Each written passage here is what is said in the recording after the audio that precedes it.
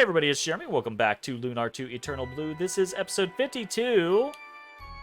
We are in the... I actually don't know what the name of this place is. It's like the mines under Neovane. So...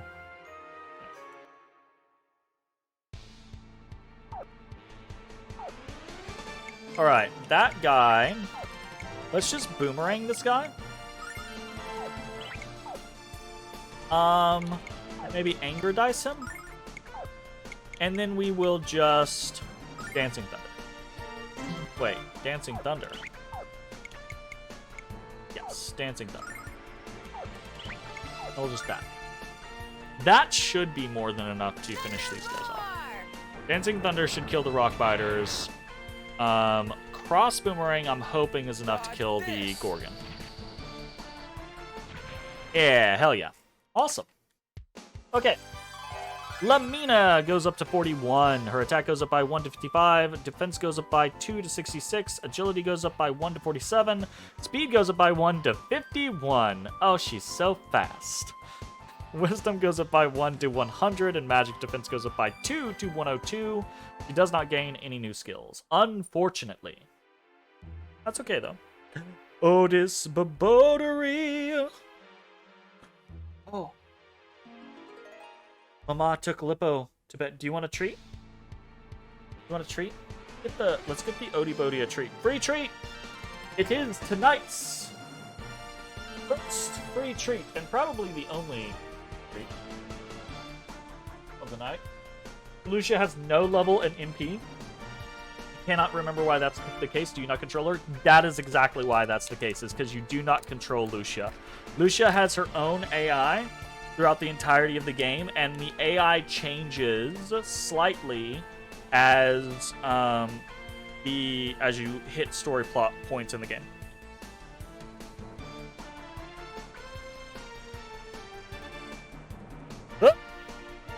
These are hard to catch. They're significantly smaller than the normal ones that we got. We got some new treats. We got some meaty bites. So, Odie seems to like them. So yeah, she gets stronger, kind of like milestone-wise, right? So as you reach different points in the game, she gets increases in her HP pool, it seems. Or, I think more likely, her HP pool is just tied to hero. Or maybe it's the average level of the party, who knows. But once in the beginning, she does nothing, basically. Or very rarely does anything. But as you get further in the game, she'll start to be more helpful. She'll start to, like, buff people and heal people and things like that. So it's kind of like an interesting progression of as she becomes more friendly with the party, she actually helps the party more. So. Very neat. The boy bean. This is why I can't give you attention, because as soon as I give you attention, you get all invasive. You get all invasive, sir.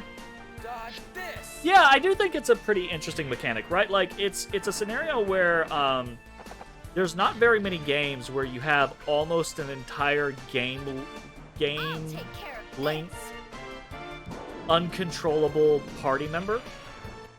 Right? There are plenty of games that have an uncontrollable party member in your party, but I can't think of any other game that has an uncontrollable party member for most of the game, honestly.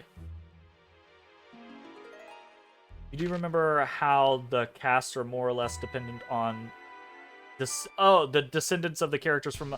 Yeah, there's a lot of like tie-ins or throwbacks, right? I don't know how directly. I know, like, Lamina is directly of the Alsa family, right? Like, from the Mia Alsa family. But I don't know how directly related the others are, or if they're just meant to be indicative of the characters from one.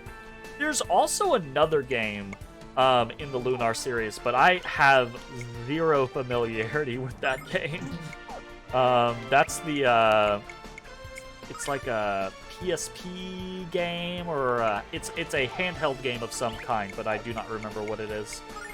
I think it's a GBA or Game Boy Color game or something. Yeah, it's I think it's bad. I think it's just really, really bad if I'm remembering correctly. I've seen videos about it, but I've never played it myself because all of the stuff I've heard about it is negative. So, but Lunar is yet another series that I wish we had more of. Maybe not like, I don't know that the Lunar story needs to be an entire like sweeping franchise, but I think the Lunar world is relatively interesting, and I would be interested in seeing other like scenarios. I would love, for instance, to see a going to the Blue Star style game. I think that would be really interesting.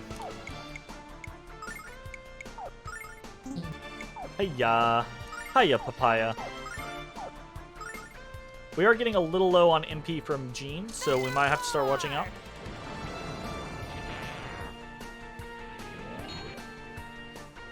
Absolutely, Lunar 3 Reverse Apollo, hell yeah. I'm down for that.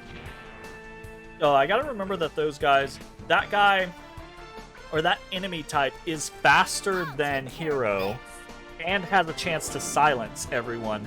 So if we are doing a post sword, there's a chance that we don't have it happen. We probably don't want to do that.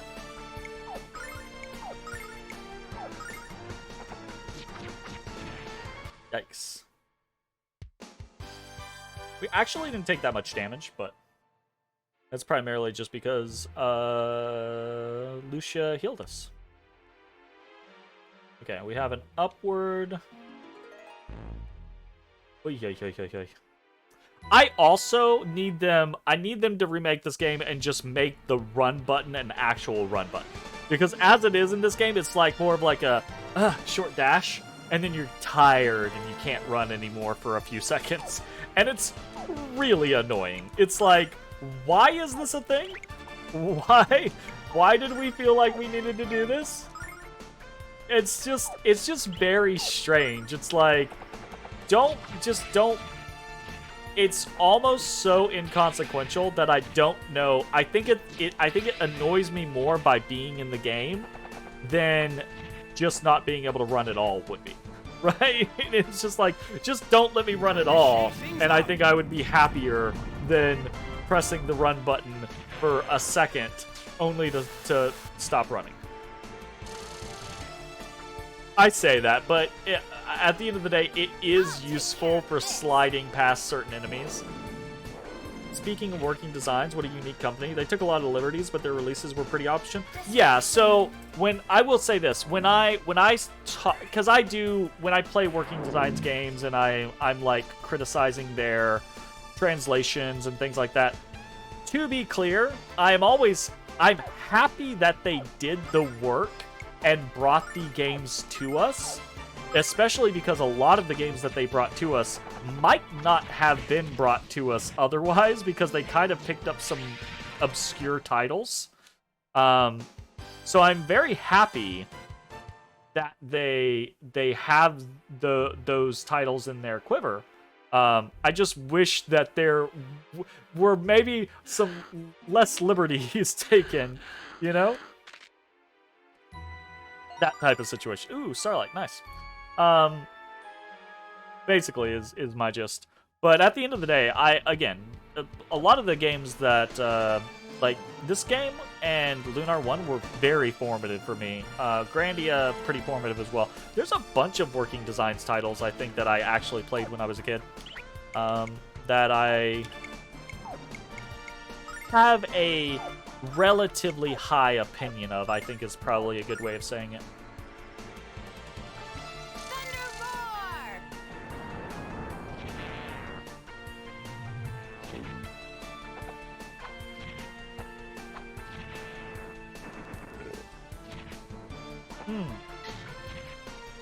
Yeah. Alundra, really big fan of. Most of the Arc the Lad collection, really big fan of. Vanguard Bandits, massive fan of. Several of the Growlancer games, big fan of.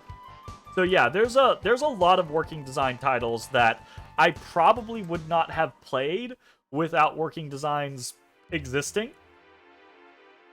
So definitely can agree on I would rather have the cultural references and shitty language than not having the game at all. Absolutely. Am I just gonna like be like, it's fine, we can probably buy more Starlights? I guess that's kind of like my mode right now. My boy. I'll take care of this. My boyo. My boyo. Boo-da-boo-boo-boo. You don't like it. Says, why must thou touch me, Papa?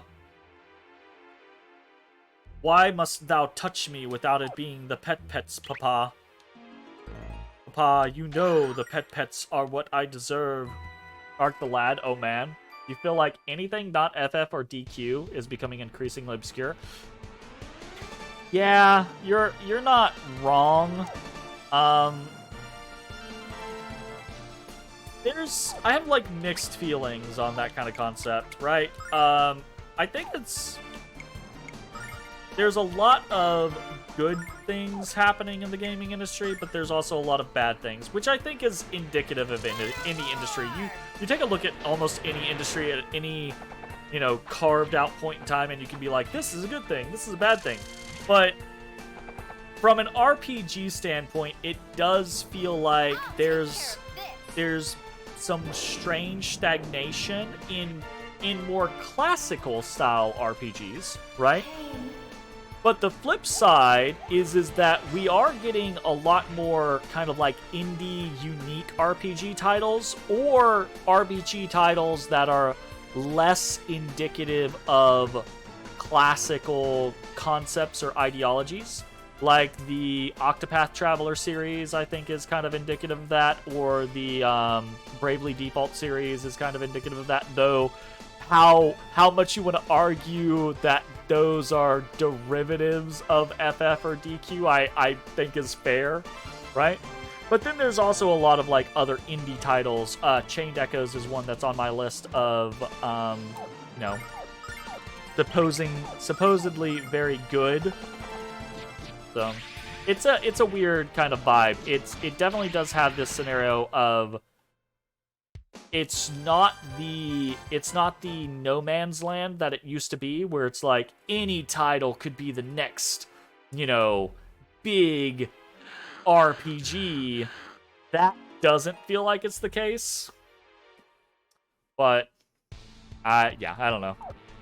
That being said, at the same time that I say that, I am looking forward to Final Fantasy 16. Because there are things about it that look really good to me. But I don't know. I'm a little I don't know. I'm a little burned on the whole PS5 scenario. Dodge this. FF16 will be solid. You trust Yossi P after he did the impossible and turned FF16 into, or FF14 into a good game? I agree. I mean, I think absolutely agree that FF14 got turned around and turned into a great game. And two, I have every faith that FF16 is going to be a good game. It's just a matter of, is it just going to be a good game, or is it going to be like a genre-defining game? Is it going to redefine RPGs for a modern audience? Because I do think in the past, like, 4 or 5 years, we've seen some games start to kind of, like, redefine what gaming can be to a modern audience. Like, I think God of War has been a pretty good kind of like concept there. Elden Ring, I think another good concept of like redefining like what we can expect out of certain games or what is capable of certain games. You think the Xenoblade series is the new high watermark for world building in JRPGs? I've heard, I haven't actually played a Xenoblade game. I've watched a little bit of the Xenoblade games, of most of them, but I've never played one just because they haven't gone on my radar long enough for me to pick one up.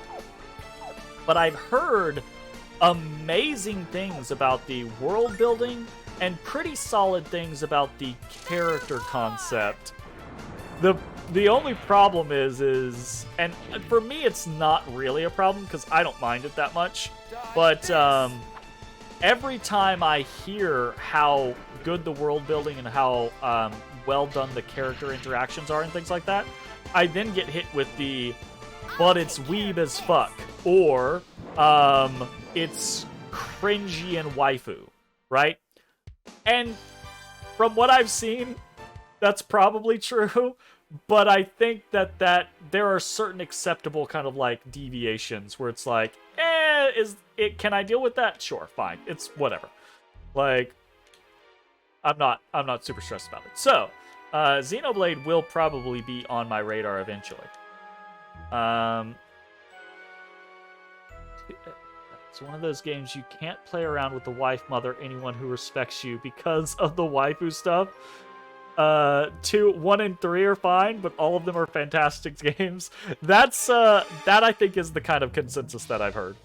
That 1 or 3 might get you some strange looks, but overall are fine. 2 is like the set yourself to invisible, don't play around other people type scenario. You know? It's just like, okay, all right. That being said, like, I'm not gonna yuck in anybody's yum. I'm not gonna disparage waifu games in any way, shape, form, fashion. If that's what a person enjoys, by all means, that's perfectly fine. In video gaming, it's that scenario of like, look, you like what you like. I'm not gonna be fucked up about it. As long as the thing that you like isn't like a horribly bigoted mess, then I'm not gonna be fucked up about it.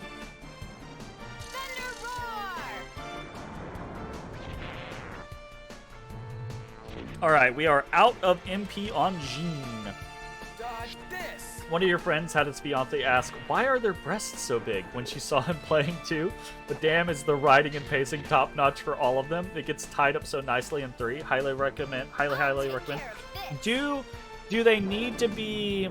I've heard from basically everyone that I've talked about, or talked about it too, that you can play any one of them without playing any of the others and be just fine.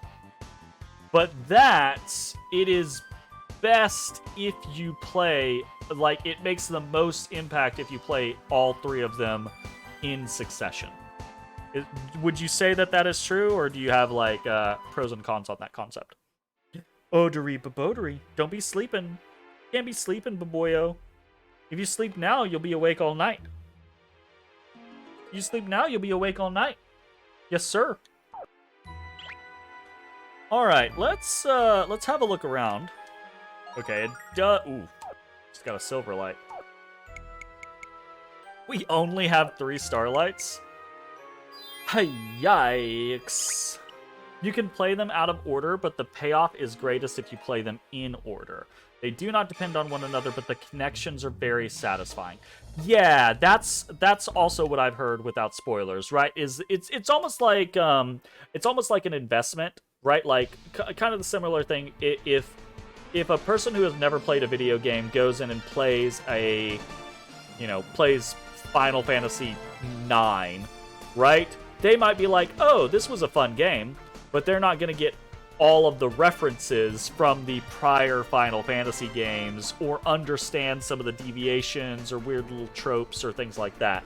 So I'm assuming in a similar fashion, someone can play the Xenoblade games, but if they play them out of order, if they just play one rather than playing all 3, they're not going to understand all of the little idiosyncrasies and the world building tie-ins and the naming conventions and things like that. So that all makes sense to me. That's perfectly understandable.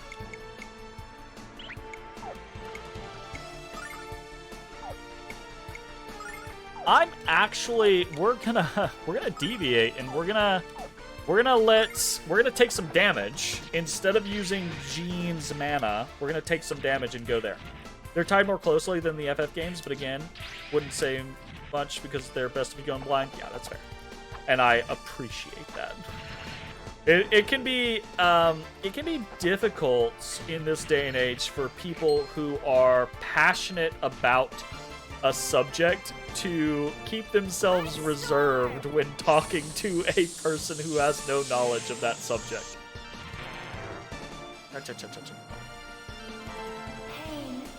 Pain. Napalm shot for the win. Ooh, not for the win at all. Ruby gets a kill. Ooh, that is rare. That is a super rarity. Very nice.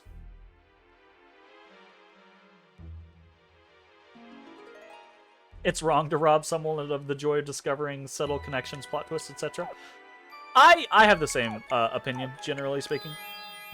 At the same time, I am typically not one to get super mad about spoilers. I do tend to play in this day and age with no spoiler tags up. Just because even if I'm playing a game that if I'm playing a game that I know like the back of my hand, I'll turn them off. But otherwise, I tend to leave them on because I'm like, I would rather not be spoiled. But at the end of the day, spoilers aren't the worst thing for me in existence. But so, like, I can enjoy a game just fine if it has been spoiled for me. But absolutely, I will enjoy something more if I discover it on my own, right? Time to shake things up. I agree.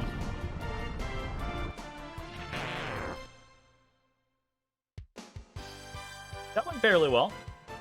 Okay, so the Rock Biters being slower than Ronfar means we don't have to worry about that. We don't have to worry about Jean using her mana for the Rock Biters. The more plot heavy the game, the more effort you put into avoiding spoilers. Yeah. Yes. I can absolutely agree with that. I'm gonna attack over here. For me, I think plot-heavy scenarios are very, I definitely want them to not be spoiled. Time to shake things up. But it's almost like a good. Okay, so here, how do I say this in a concise and reasonable manner? If you're reading a good story or you're watching a good movie, if it's got a good plot, right? A good plot stands on its feet whether you know the plot or not. The first time you experience the plot can be very rewarding, but if it's a good plot, the next time you experience it can be very rewarding as well. And the third time you experience it can be still super rewarding. And in point of fact, if it's a good enough plot, you can reward yourself in different ways through your first experience and your second experience and your third experience, because you can interpret things in different ways. You can see things from different perspectives that you weren't expecting, right? Good writing does not lose its appeal with repeat consumption. Exactly, right? Absolutely.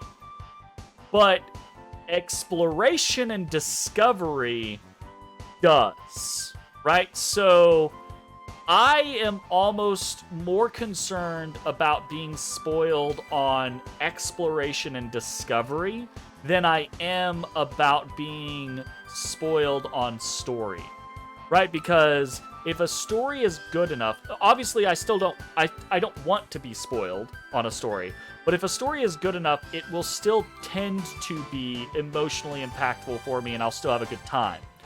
But if I get spoiled on where a thing is or that a thing exists, right? Like if I'm just doing through a game and someone's like, oh man, I love your reaction to this thing. It's gonna be super awesome when you go to the futuristic capital of the galaxy and you see that for the first time. I go,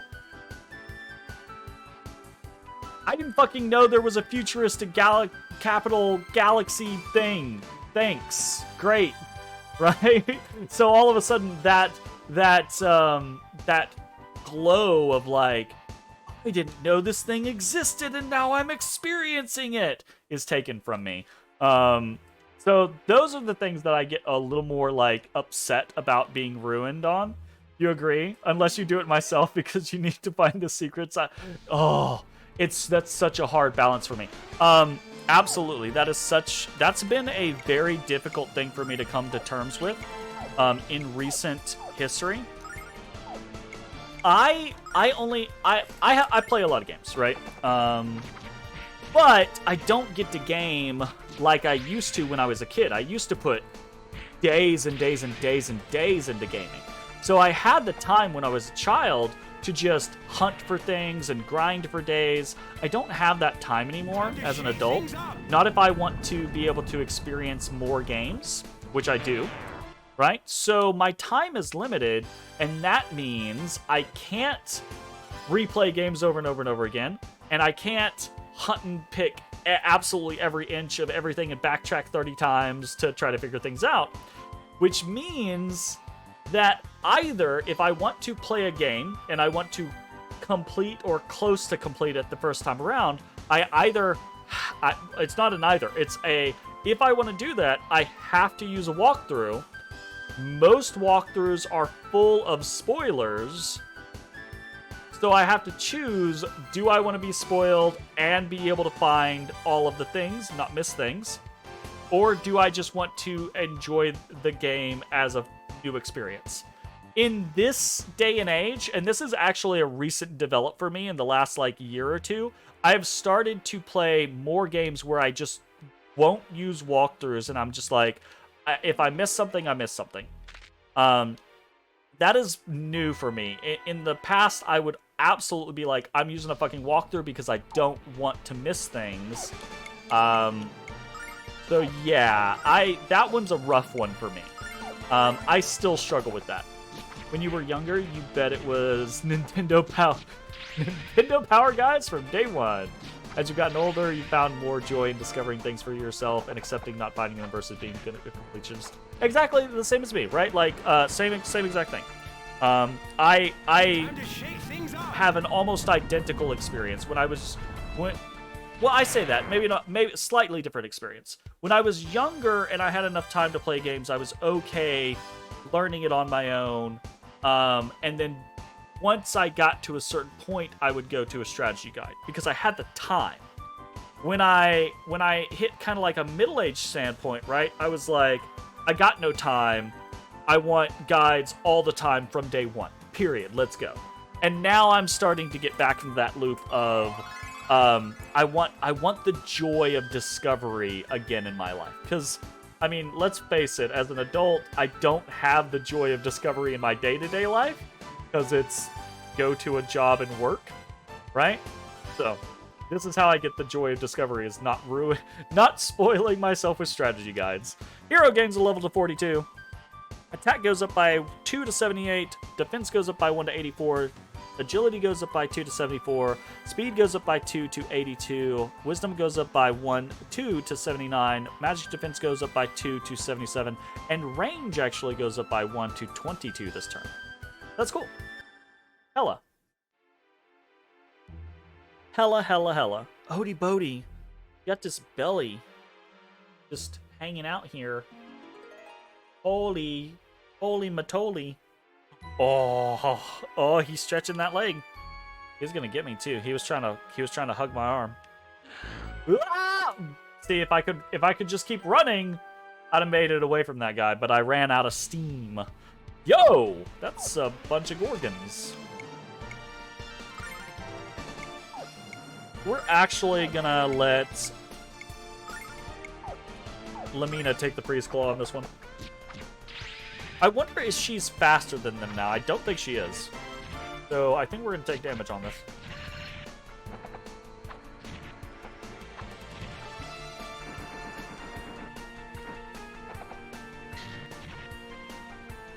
She is faster than them. Cool. Okay. That's good. Solid. Hella.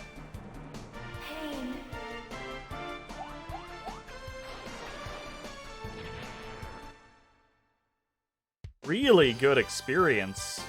And I mean, 1,000 silver, like, that's pretty solid. Is this the way out? I feel like we made it to the way out. Oh, we did. Oh, what's up? That transport pad over there leads to Borgen's Magic Guild. But if you can't use magic, you might as well forget about trying to get in. Well, we can use magic, so we can definitely get in. But let's go make sure that we didn't miss anything in this dungeon. Ah! We got. We got. Alright. Attacks on this guy. And... Ooh, I hope we don't get silenced. Yikes, that'll be bad.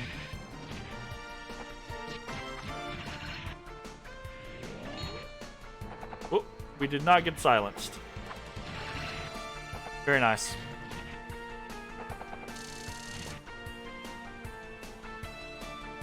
I guess we could put the clear ring on Lamina so that she's always going to get her full set.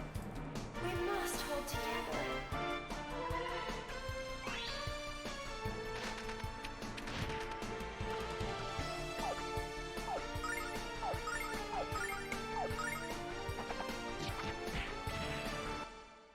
All right.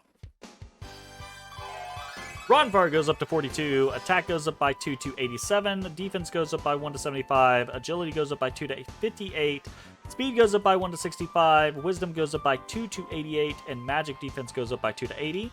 And Saint Litany morphs into Divine Litany. Is that what I want? Is that the thing?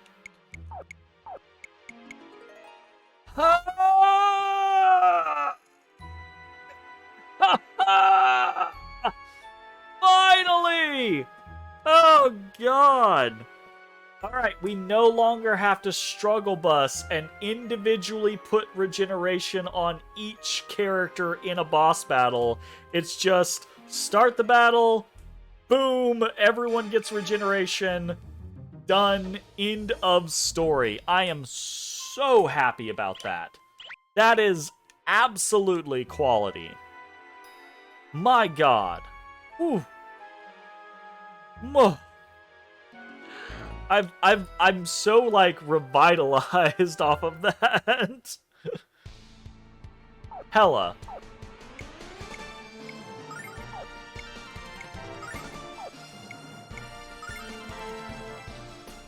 Yes.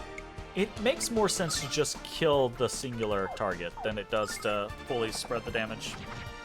Assuming we can actually get to it. Oh, we can. We can't push this guy, so we should be able to get to it.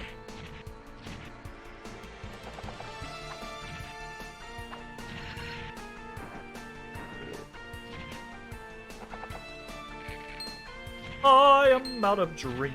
Oh, not faster this time. We should swap.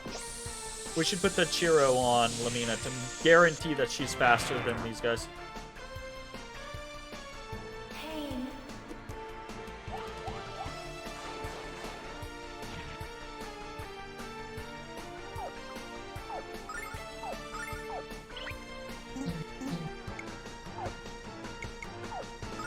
I was gonna say, why not just do some of this?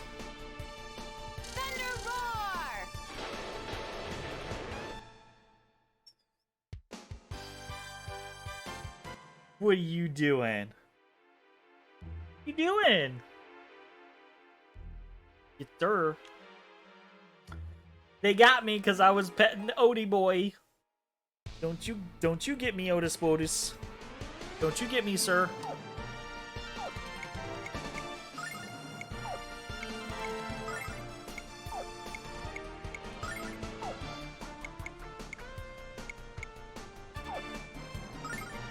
Alright, fantabulous. She can't kill without a crit, right? Well, she got a crit, so who the fuck cares? Ah, perfecto. Ah. So sweet. Ice storm. He's so sweet, he don't even know it. Disgustingly sweet. Pain.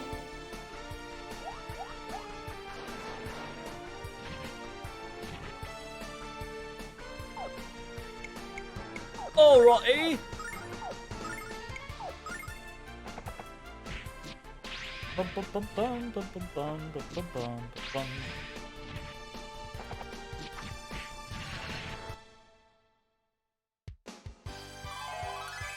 Gene levels up to 42. Attack goes up by 2 to 76. Defense goes up by 1 to 74. Agility goes up by 2 to 92. Speed goes up by 2 to 100. She is so goddamn fast. Magic defense goes up by 1 to 68. And range goes up by 1 to 27. Hella, Otis. Hella. Hella, hella. Hella dice.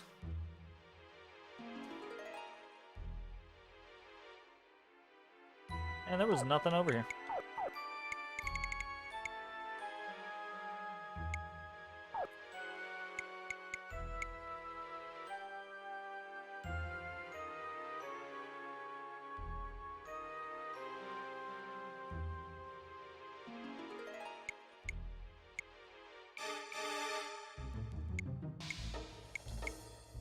I think actually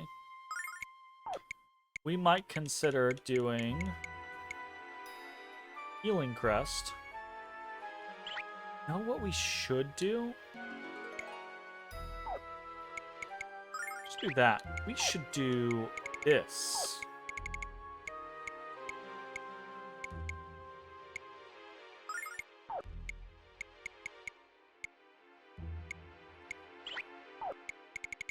If we're not actively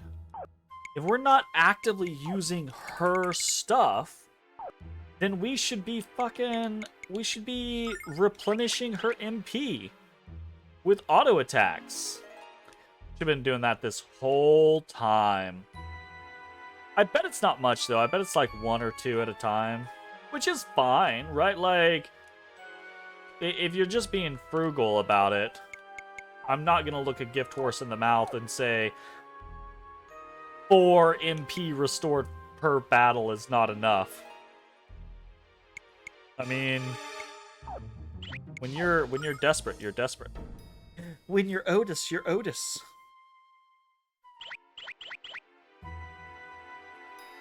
All right, here we go. You idiots!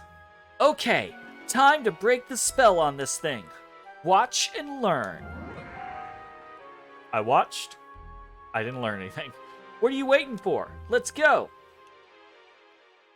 I'm ready. Into Neo Vein. Into the Magic Guild. The Magic Guild. Oh, hello, prisoners. I can't believe that I'm being treated like a criminal. I can't use magic. Since when did that become a crime? It's never been a crime. The people who think that way are the real criminals. One of my friends got injured in the mine and I tried to cover for him. They found me out. Now I'm locked away in here while my friend continues to suffer. Damn it. Hungry and sore and so very cold in here. My mother is in this kind of condition. I'm going to kill Borgin. Twice. I'll find you soon, Mother. Please hold on. No concern about this guy? Oh my god, hold up. We'll talk to you when we get back. Can we just... Yo! Oh god. Okay. Well, we now have access to an actual Althena statue, which means free healing. Though at this point, 100 gold or 100 silver to heal is not a big deal. But we can just, this is much closer. We can just dive into that final dungeon level, and we could just Nova grind for a while. That is somewhat appealing to me, but not super appealing to me. We'll see. Morgan threw me in here because I was his teacher at the Magic Guild. Thought if I told people that he was one of the worst students in guild history, they wouldn't respect him. They'd start to wonder where he got his powers. How did Morgan acquire so much power? Why didn't I become a fireman instead of a teacher?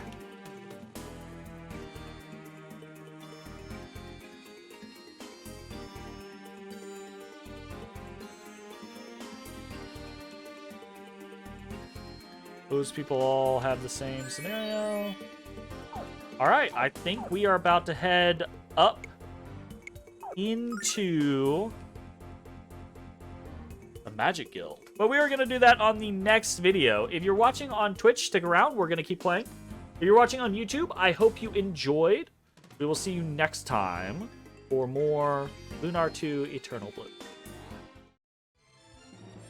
Hey everybody, thanks for watching. If you enjoyed the video, consider leaving a like, commenting, or subscribing. It really helps me out. If you'd like to see me live, head over to my Twitch at twitch.tv/thedistanthorizon.